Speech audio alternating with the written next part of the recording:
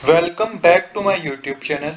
आज हम करेंगे टीएस ग्रेवाल क्लास 11th की अकाउंटेंसी का एक इम्पोर्टेंट चैप्टर जिसका नाम है डेप्रिसिएशन का सोल्यूशन नंबर 10। क्वेश्चन नंबर 10 बच्चों मैंने ऑलरेडी नोट कर रखी है।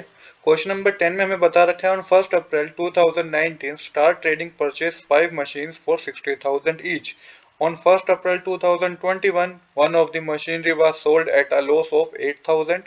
On 1st July 2022, second machinery was sold at a loss of 12,500. A new machinery was purchased for 1 lakh rupees on 1st October 2022. Prepare machinery account for 4 years, assuming account are closed on 31 March each year and depreciation is charged at the rate 10% per annum as per straight line method. तो देखिए इस question में आपको prepare करना है machinery account 4 years के लिए। Account close हो रहे हैं 31 मार्च ईच ईयर पर। तो यहाँ पे रेट ऑफ डेप्रिसिएशन आपको 10% ही बता रखा है और स्ट्रेट लाइन मेथड को आपको यूज करना है। किस तरीके से करेंगे बच्चों, थोड़ा मुश्किल क्वेश्चन है क्योंकि इस क्वेश्चन में आपको बता रखा है कि मशीनरी को सेल भी किया गया है, लॉस में सेल किया गया है 2 बार। तो किस तरीके से इन चीजों को ध्यान में रखे हम इस क्वेश्चन को करेंगे, आइए समझते हैं। तो वन बाय वन हम ईयर को करेंगे, वन बाय वन हम ईयर पिक करेंगे, उस ईयर पे हम अपना मशीनरी अकाउंट को प्रिपेयर करेंगे। तो चलिए बिना देरी के शुरू करते हैं अपने आज के सोल्यूशन को।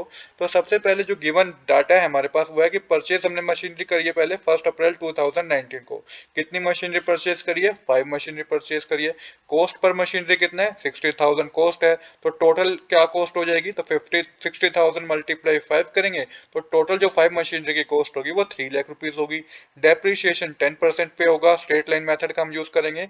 और जो एनुअल डेप्रिसिएशन मशीनरी पे होगा ना बच्चों, 60,000 मल्टीप्लाई 10% का रेट दे रखा था, तो 10 अपॉन में 100 करेंगे तो 6,000 का एनुअल डेप्रिसिएशन है हर मशीनरी पे।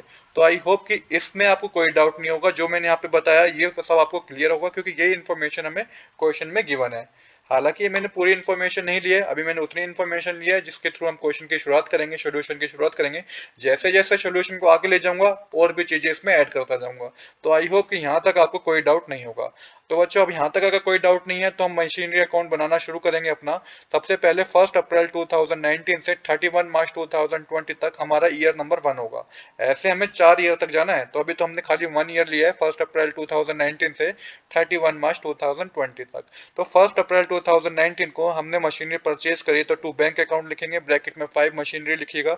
टोटल 3 लाख रुपीज की हमने मशीनरी परचेज करी क्योंकि 60,000 की एक थी, 5 से मल्टीप्लाई करेंगे तो 3 लाख रुपीज आएगा आपका।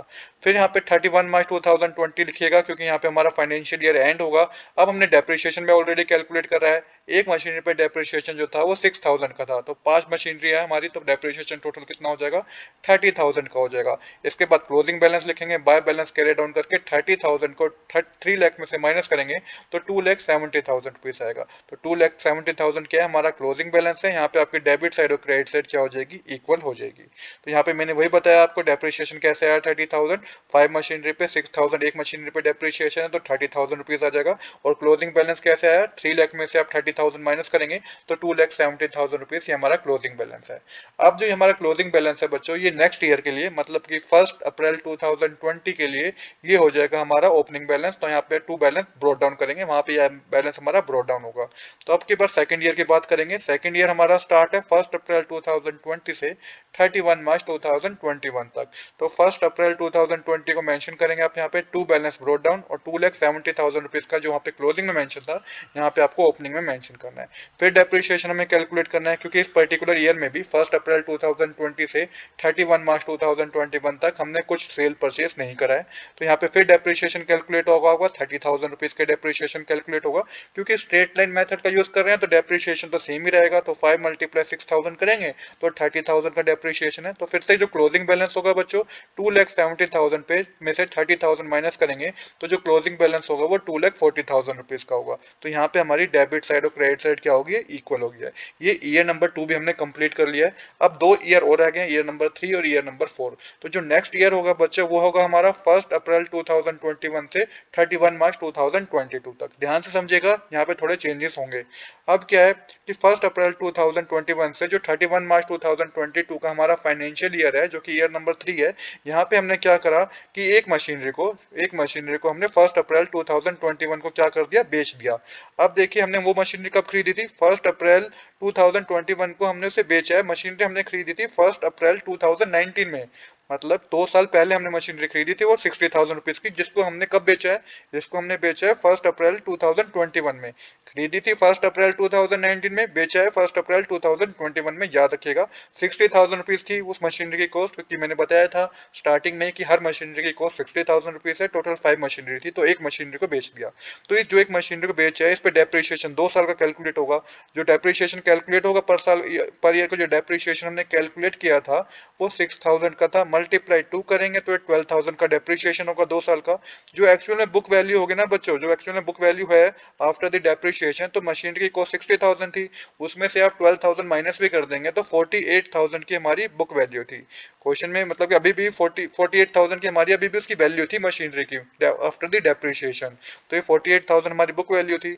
अब क्वेश्चन में बता रखा है कि लॉस में बेचा है, 8,000 के लॉस में बेचा है। तो एक्चुअल में हमने इसको कितने में बेचा है, अगर 8,000 के लॉस में हमने बेचा है उसको, तो हमारी जो एक्चुअल में सेल होगी वो कितने की होगी। तो 48,000 में से 48,000 माइनस करेंगे हम, तो 40,000 के एक्चुअल में हमने उसे बेच दिया हो। पहली मशीनरी को एक्चुअल में उसकी कॉस्ट 48,000 की थी, 8,000 के लॉस में बेच दिया, ऐसा क्वेश्चन में बता रखा है। तो हमने उसको बेच दिया कितने में, 40,000 रुपीज में हमने उसको बेच दिया। अब देखिए यहाँ पे आप रिमेनिंग बिग डेप्रिसिएशन जो रहेगा वो 4 मशीनरी पे लगेगा, क्योंकि एक मशीनरी तो बेच दी। जो 4 मशीनरी पे डेप्रिसिएशन लगेगा 6,000 के हिसाब से 24,000 का डेप्रिसिएशन होगा। अब देखिए जो ईयर है हमारा 1 अप्रैल 2021 से 31 मार्च 2022 तक, ये थर्ड ईयर है। तो सबसे पहले टू बैलेंस ब्रो डाउन करेंगे। जो बैलेंस कैरी डाउन था प्रीवियस ईयर में वो ब्रो डाउन होगा 2,40,000 रुपीज। इसके बाद क्या होगा बच्चों, इसके बाद सबसे पहले by profit and loss account लिखिएगा आप, क्योंकि हमें लॉस हुआ है। तो यहाँ पे by profit and loss account लिख के लॉस हुआ है 8,000 का, तो ये आपको क्रेडिट साइड मेंशन करना है कि लॉस आपने क्रेडिट साइड मेंशन कर दिया। अब मैंने आपको बताया कितने का लॉस हुआ है, हमें 40,000 का लॉस हुआ है। तो इसके बाद 1 अप्रैल 2021 डेट लिखिएगा बच्चों यहाँ पे, क्योंकि 1 अप्रैल 2021 को बेचा है ना बच्चों हमने। तो यहाँ पे जो डेट आएगी प्रॉफिट एंड लॉस अकाउंट में भी, वो यहाँ पे भी आपकी 1 अप्रैल 2021 आएगी, क्योंकि इसी डेट पे हमने क्या करा है, मशीनरी को बेचा है। तो बाय बैंक अकाउंट लिखिए कितने में बेचा है हमने, 40,000 रुपीज का। ये 40,000 आपको क्वेश्चन में कहीं नहीं गिवन, ये आपको खुद ही पता करना है कि 40,000 का अमाउंट कैसे आया, जैसे कि मैं आपको ऑलरेडी समझा चुका हूँ। तो बाय बैंक अकाउंट में 40,000 आएगा, by profit and loss account में लॉस है हमें 8,000 रुपीज का। तो यहाँ पे क्या हो बच्चों, पहली मशीनरी का काम हो गया खत्म। अब है डेप्रिसिएशन 31 मार्च 2022। अब अपना वही ईयर आ गया फाइनेंशियल ईयर वाला। अब इस पे डेप्रिसिएशन हम कैलकुलेट करेंगे 4 मशीनरी पे, जो कि मैंने आपको बताया 4 मशीनरी पे डेप्रिसिएशन कैलकुलेट होगा, जो कि 24,000 रुपीज है, क्योंकि एक मशीनरी पे 6,000 का डेप्रिसिएशन था। तो अब 4 मशीनरी बची है, एक मशीनरी तो बेच दी, तो 24,000 का डेप्रिसिएशन आएगा। बाय डेप्रिसिएशन अकाउंट लिख के 24,000 रुपीज लिखेंगे। और अब आपको क्या करना है, क्लोजिंग बैलेंस पता करना है। तो 2,40,000 में से आप 40,000, 8,000 और 24,000 तीनों माइनस करेंगे, तो आपका जो क्लोजिंग बैलेंस आएगा बच्चों 1,68,000 रुपीज का होगा। ये आपका क्या है, क्लोजिंग बैलेंस है। आई होप कि ईयर नंबर 3 में बच्चों को कोई डाउट नहीं होगा। अब जो ये क्लोजिंग बैलेंस है, ये अब नेक्स्ट ईयर 1 अप्रैल 2022 टू 31 मार्च 2023 तक, जो हमारा ईयर नंबर 4 है, वो हमारा लास्ट ईयर होगा। ये बैलेंस हमें वहाँ पे ब्रोट डाउन करना है। तो सबसे पहले क्या करेंगे बच्चों, यहाँ पे भी कुछ एडजस्टमेंट है, कुछ चीजें हैं समझने वाली। तो सबसे पहले 1 अप्रैल 2022 टू 31 मार्च 2023 के बीच में भी एक सेल हुई है, जो कि 1 जुलाई 2022 को सेल हुई है। अब यहाँ पे एक और मशीनरी, मतलब कि सेकंड मशीनरी, जिसकी वैल्यू 1 अप्रैल 2019 को 60,000 रुपीज की थी, इसे बेच दिया गया। अब इसमें डेप्रिसिएशन जो कैलकुलेट होगा बच्चों 3 साल का होगा, क्योंकि 1 अप्रैल 2019 को परचेज किया था, बेचा कब है, 1 जुलाई 2022 को। तो 3 साल का डेप्रिसिएशन कैलकुलेट होगा। जो 3 साल का डेप्रिसिएशन कैलकुलेट होगा बच्चों, तो 60,000 में से आपको 18,000 माइनस करने होंगे, क्योंकि 3 साल का जो डेप्रिसिएशन होगा 6,000 मल्टीप्लाई 3 करके 18,000 डेप्रिसिएशन होगा। तो जो एक्चुअल बुक वैल्यू होगी सेकंड मशीनरी की, वो 42,000 की होगी। जब आप 60,000 में, जो कि उसकी एक्चुअल कॉस्ट थी, उसमें से 18,000 माइनस करेंगे, तो 40,000 की उसकी एक्चुअल वैल्यू होगी।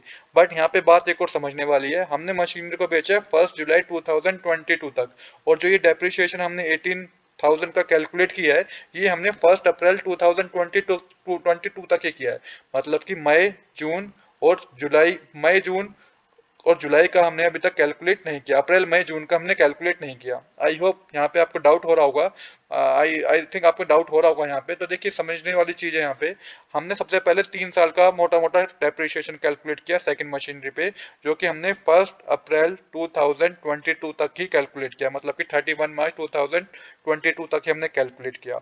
बट हमने मशीनरी को बेचा है 1 जुलाई 2022 को। तो यहाँ पे 18,000 तो डेप्रिसिएशन 3 साल का हो गया, बट इसको 3 महीने और बढ़ाना होगा आपको, जो अप्रैल मई जून का महीना होगा, 3 महीने का डेप्रिसिएशन और कैलकुलेट होगा। तो 60,000 पे 10% ही कैलकुलेट करेंगे, पर 3 मंथ का कैलकुलेट करेंगे तो ये 1,500 रुपीज का और डेप्रिसिएशन है।